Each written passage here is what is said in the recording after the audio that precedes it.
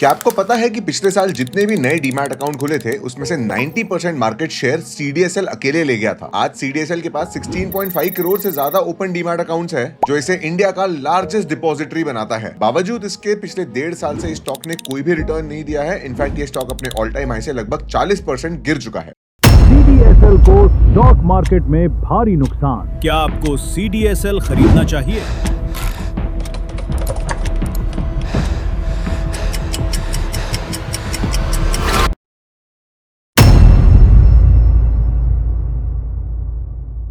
तो क्या इस स्टॉक का मल्टी बैगर नैरेटिव अभी तक अलाइव है या फिर कुछ गड़बड़ हो चुकी है? चलिए एनालिसिस कर लेते हैं। क्या हालचाल इन्वेस्टर्स, मेरा नाम है गोरख और मैं हूं एक स्टॉक मार्केट एनालिस्ट और आप देखना शुरू कर चुके हैं द डोजी।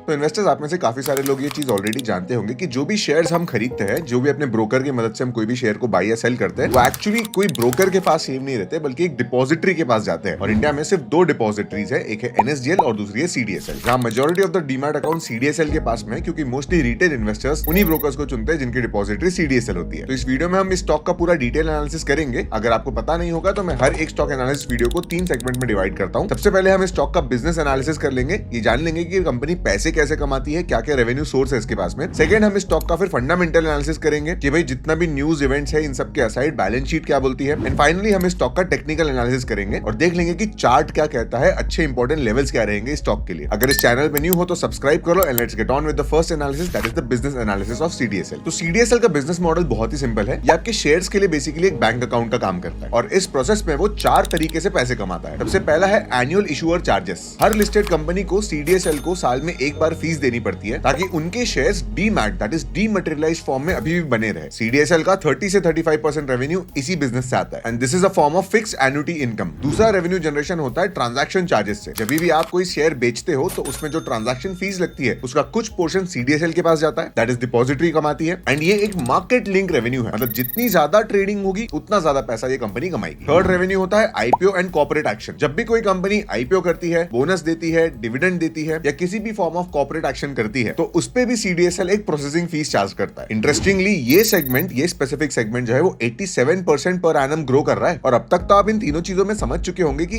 एक्चुअली सीडीएसएल को कोई मेहनत नहीं करनी पड़ती है। कंपनी अपना काम करती रहती है, इन्वेस्टर्स अपने शेयर खरीदते बेचते रहते हैं और सीडीएसएल बैठे बैठे पैसे कमाते हैं। इसे कैपिटल लाइट बिजनेस कहा जाता है, जो कि इन्वेस्टमेंट के लिए बेहतरीन होता है। अब चौथा रेवेन्यू मॉडल थोड़ा नया है, काफी कम लोग इसके बारे में डिस्कशन करते हैं। इनफैक्ट ये थोड़ा इमर्जिंग मॉडल भी है, जहां सीडीएसएल की सब्सिडरीज है 2। एक है CVL, that is CDSL ventures. ये इंडिया की सबसे बड़ी केवाईसी कंपनी है। अब देखो, जब आप डीमैट अकाउंट खुलवाते हो या किसी भी तरह के ऐसी सर्विस लेते हो जहां पे आपको अपना आधार कार्ड ओटीपी डालना पड़ता है, वीडियो वेरिफिकेशन करना पड़ता है, तो इन्हें केवाईसी सर्विसेज कहते हैं। तो इन सर्विस पे लगभग पर केवाईसी कंपनी 100 से 120 रुपए चार्ज करती है। तो ये पैसा भी सीडीएसएल के रेवेन्यू में काउंट होता है। एंड दूसरा है सीआईआरएल, दैट इज इंश्योरेंस रिपोजिटरी। मतलब आप अपने इंश्योरेंस पॉलिसीज को भी अब डिजिटल फॉर्म में सेव कर सकते हो और सीडीएसएल ऑलरेडी 18 लाख से ज्यादा पॉलिसीज अभी होल्ड कर रहा है। तो ये कुछ रेवेन्यू मॉडल थे जिससे हमें ये समझ में आया कि भाई कंपनी पैसे कैसे कमाती है। बिजनेस काफी रोबस्ट है एंड जितना टर्नओवर बढ़ता रहेगा, जितने मार्केट में कंपनीज नई लिस्ट होती रहेगी एंड जितने लोग ट्रेडिंग करते रहेंगे, जितने ज्यादा डीमैट अकाउंट खोलेंगे, सीडीएसएल का रेवेन्यू उसी के साथ बढ़ता रहेगा। अब सबसे ज्यादा इंटरेस्टिंग बात तो यह है कि ये एक डुओपोली सेगमेंट में काम करती है। ये बिजनेस सीडीएसएल के अलावा और कोई नहीं कर सकता है सिवाय एनएसडीएल के। मतलब ये सेगमेंट में सिर्फ 2 प्लेयर्स है एंड ऐसी सेगमेंट को फिर डुओपोली कहते हैं। तो कभी भी अगर कोई मल्टी बैगर स्टॉक की बात करता है, देखो अच्छे स्टॉक्स होते हैं, बुरे स्टॉक्स होते हैं, फिर कुछ मल्टी बैगर स्टॉक्स भी होते हैं। सबका अलग अलग फ्रेमवर्क होता है। जैसे कि एचडीएफसी बैंक को आप मल्टी बैगर कंपनी नहीं बोल सकते, क्योंकि अब वो मल्टीपल फोल्ड रिटर्न नहीं दे सकती, क्योंकि उसका बिजनेस जो है वो लिमिटेड ग्रो कर सकता है। पर सीडीएसएल का ऐसा कोई लिमिट नहीं है, अलग अलग रेवेन्यू सोर्स है और उसका अलग अलग कंट्रीब्यूशन है। तो मल्टी बैगर कंपनी के एनालिसिस में ना कभी भी मोड मोनोपोली को भी डिस्कस करना पड़ता है। एंड दिस इज व्हाई ये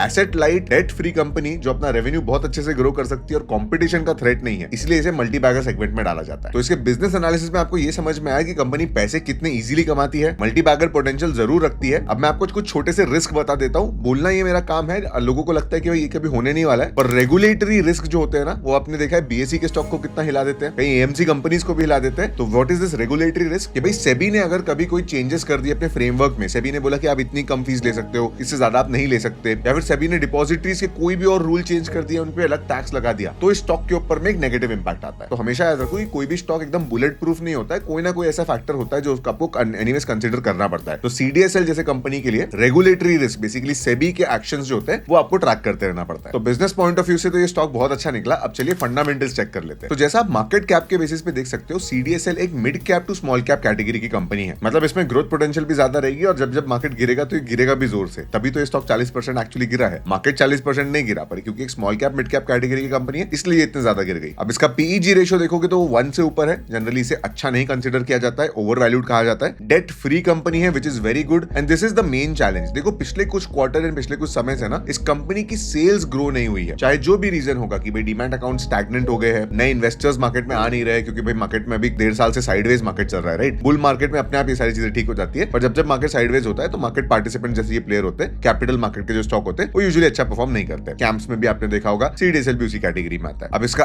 ROE and ROCE, return on capital employed, basically कितने एफिशिएंटली अपना पैसा मैनेज करती है, ये आप देखोगे तो बेहतरीन है। मतलब फंडामेंटली बहुत अच्छी कंपनी है। थोड़ा प्रॉफिट एंड लॉस स्टेटमेंट भी देख लेते हैं इसका। अगर प्रॉफिट एंड लॉस की बात करी जाए तो ये कंपनी ने आज से ज्यादा कभी सेल्स नहीं किए, which is very good, and आज से ज्यादा कभी इसका प्रॉफिट नहीं था। इसका प्रॉफिट भी बहुत अच्छा चल रहा है। ट्रेलिंग 12 मंथ अगर आप देखोगे, पिछले एक साल में थोड़ा सा रेवेन्यू डिप आया है, देखिए -14%, बट ये एक क्वार्टर की बात हो गई। अगर ओवरऑल साल दर साल आप देखोगे तो इसका प्रॉफिट जो है वो बढ़ते ही जा रहा है, which is a very good indication. इसके ऑपरेशनल मार्जिन की अगर आप बात करोगे तो जब मैंने आपको बिजनेस एनालिसिस में बताया था कि कैसे ये कैपिटल लाइट कंपनी है, मतलब CDSL को अगर अपना धंधा डबल करना है तो 2 गुना मैन पावर हायर करने की भी जरूरत नहीं है, कोई 2-4 एक्स्ट्रा बिल्डिंग खरीदने की या रेंट करने की भी जरूरत नहीं है, कुछ नहीं करना है। बेसिकली रेवेन्यू अपने आप इसका सेम स्पीड से ग्रो कर जाएगा without even putting in new capital. This is the advantage of actually being a high margin business. देखो हाई मार्जिन बिजनेस जिनकी मोनोपोली डुओपोली हो, इन्हें मल्टी बैगर कैटेगरी में डाला जाता है। दैट इज व्हाई CDSL को लेके इन जनरल बहुत ऑप्टिमिज्म होता है। बट अगर हम करंट एनालिसिस की बात करें तो आप देख सकते हो कि भाई सेल्स ग्रोथ प्रॉफिट ग्रोथ को लेके थोड़ा चैलेंज है,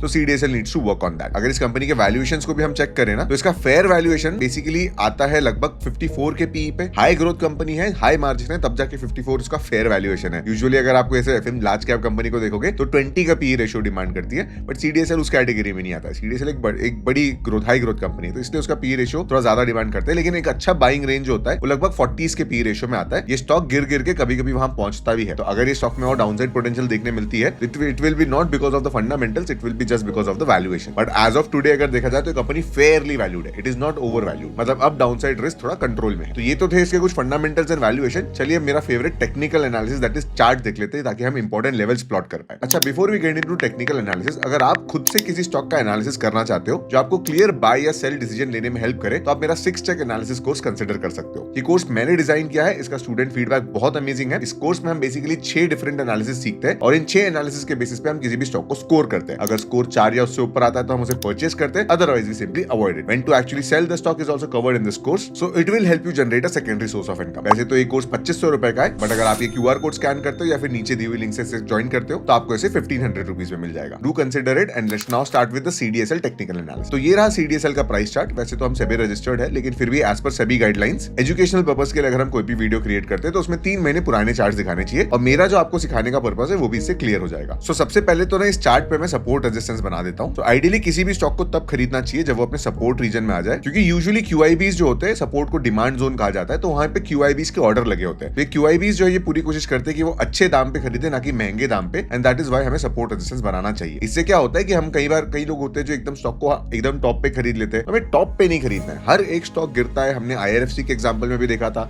CDSL के भी एग्जांपल में देख रहे हो, 40% गिरा ना ले देके। तो गिरने पे चीजों को खरीदना ज्यादा लॉजिकल होता है, क्योंकि एक रिस्क रिवॉर्ड नाम की चीज होती है। अगर आप टॉप पे खरीदोगे तो नीचे गिरने के पूरे चांसेस है, तो रिस्क बहुत ज्यादा हो जाता है। और क्योंकि स्टॉक टॉप पे है तो यहाँ से और कितना बढ़ेगा, तो रिवॉर्ड कम हो जाता है। वही कंपनी का स्टॉक जब गिर जाता है तो रिस्क कम हो जाता है, क्योंकि भाई अब और कितना गिरेगा, राइट। 40% गिर चुका है, CDSL जैसी कंपनी के 80% तो नहीं गिर जाएगी, तो आपका डाउनसाइड रिस्क यहाँ पे थोड़ा कम हो जाता है। प्लस ये स्टॉक जब गिर चुका है वो सिर्फ प्रीवियस ऑल टाइम हाई तक भी जाएगा, तो आपके पास एक शॉर्ट टारगेट होता है, तो उसको रिवॉर्ड कहते हैं। दैट इज व्हाई कोई भी चीज को सपोर्ट पे खरीदना चाहिए। बट एनीवेज फिलहाल हम ये और सपोर्ट और रेजिस्टेंस थोड़े मार्क कर लेते हैं। ये था CDSL का पीक 2024 का जो था, ये उसका पीक था, और उसके बाद से फिर ये स्टॉक गिरने लगा। एज यू कैन सी कि जैसे ये स्टॉक सपोर्ट पे आया, ये support by the way support resistance मैंने ये देख के नहीं बनाया कि भाई आगे चल के स्टॉक कहां रुकता है, मैंने रेजिस्टेंस मार्क किया। ये 6 टेक में आप सीखते भी हो। And as you can see कि जैसे स्टॉक यहाँ पे आया थोड़ा सा बाउंस बैक लिया, अगेन स्टॉक जब सपोर्ट पे आया एक और बाउंस बैक लिया, फिर ऊपर गया स्टॉक। यहाँ पे भी आप एक टेम्परेरी रेजिस्टेंस मार्क कर सकते हो। मैं फिलहाल रेजिस्टेंस नहीं मार्क करूंगा, मैं यहाँ पे सिर्फ एक important price action level draw करके रख दूंगा। एंड अब अगर हम आगे देखते जाए तो एज ऑफ दिस चार्ट ये स्टॉक यहाँ पे रुक चुका है, लेकिन अब ये लेवल्स आपको तो मिल चुके हैं, ये सारे जो तीनों लेवल्स हैं। अब आप अपने चार्ट पे जाइए और देखिए कि इनमें से किसी लेवल पे ये स्टॉक है क्या। अगर सपोर्ट पे है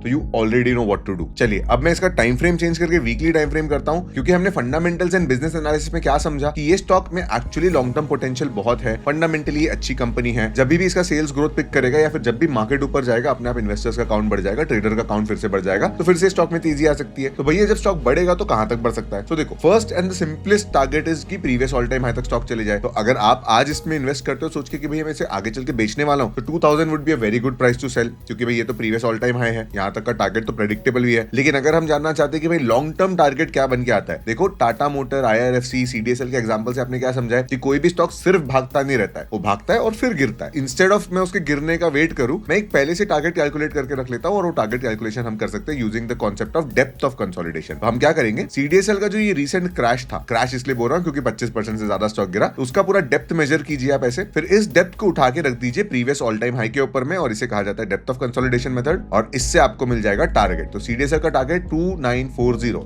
लगभग 3000 का आ रहा है, मतलब आज के प्राइस से अगर देखा जाए तो लगभग 2-3 गुना होने का इसमें पोटेंशियल है। एंड दैट इज व्हाई इसे मल्टी बैगर कहा जाता है। जब कोई स्टॉक डबल वगैरह हो जाए, डबल ट्रिपल हो जाए ना, तो ही तो वो मल्टी बैगर होता है। 20% तो ब्लू चिप भी मूव होता है। तो दिस इज हाउ आपने CDSL का बिजनेस एनालिसिस समझा कि भाई कंपनी इन्वेस्टमेंट के लिए कैसी है, आपने फंडामेंटल समझे कि भाई उसमें चैलेंजेस क्या आ रहे हैं और क्या चीज कंपनी को ठीक करनी पड़ेगी, एंड फाइनली टेक्निकल्स के बेसिस पे आपने important buying level and important selling level भी पता किए। आई होप सिर्फ इतने एक वीडियो से आपको एक अच्छा एनालिसिस करने का मौका मिला होगा एंड कुछ वैल्यू ऐड हुआ होगा। ऐसे ही आप खुद से भी स्टॉक्स के एनालिसिस कर सकते हो। डिस्क्रिप्शन से 6 चेक कोर्स को कंसीडर करना। अगर ये वीडियो पसंद आया है तो लाइक जरूर करना, यहां तक देख लिया है तो सब्सक्राइब करना मत भूलना। अगर वीडियो बहुत अच्छा लगा है तो एक बार हाइप कर देना। With that said, I will conclude this video and I will see you in the next one.